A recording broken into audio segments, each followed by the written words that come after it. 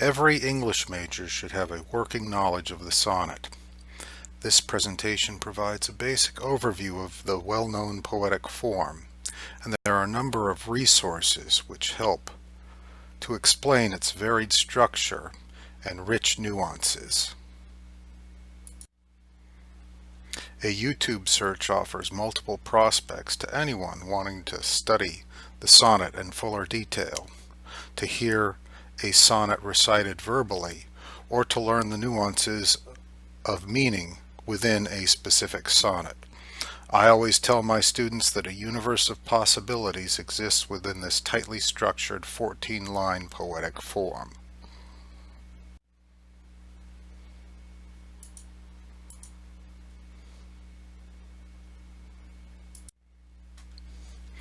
We know Shakespeare as a writer of plays and sonnets. His best-known works continue to engage and captivate students and general readers who are drawn time and again to his rich wordplay and complex and enduring character types. As an English major, you should know his better-known tragedies and comedies, and it would serve you well to have a few sonnets committed to memory. That's always worth the effort.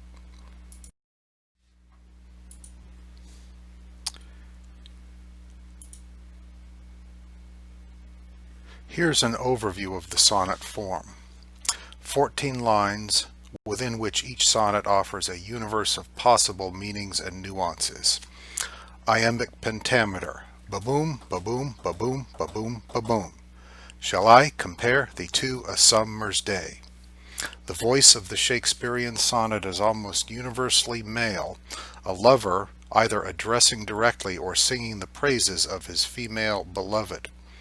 Consistent motifs within Shakespeare sonnets include images of nature and the seasons, or references to the passage of time, all of which are included in the speaker's argument, the movement within the sonnet from a field of facts or observations towards some larger conclusion, most forcefully expressed in the poem's final 2 lines.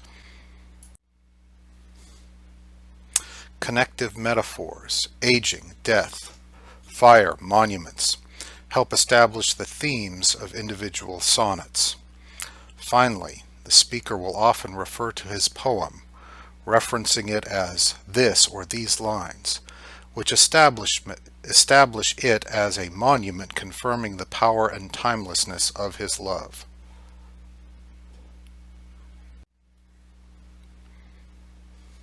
The English or Shakespearean sonnet is regularly distinguished in its structure and rhyme scheme from the Petrarchan or Italian sonnet.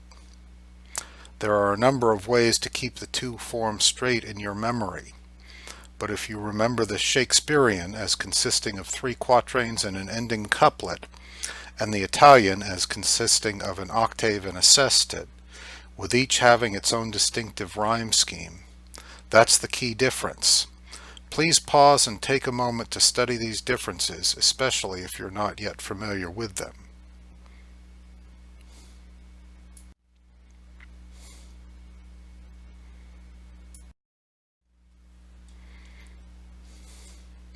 Here are the key characteristics of Shakespeare's collection of 154 sonnets. Scholars continue to note the thematic differences within groups, and likewise puzzle over the order and sequence of this collection of poems.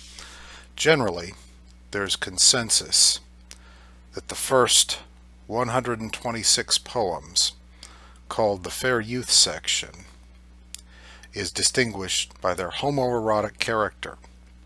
There's speculation that these reflect the poet's immersion in the all-male world of the theater, where younger men regularly donned female garments to play women characters.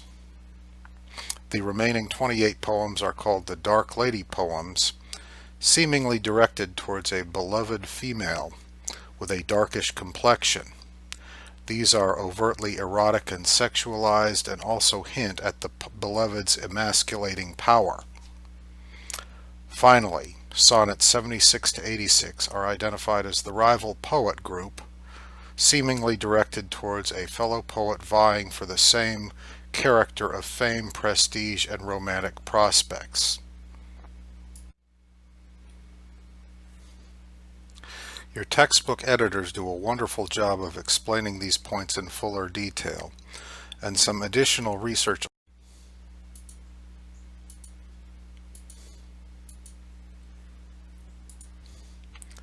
Sonnets 18 and 73 are two of my favorites. I love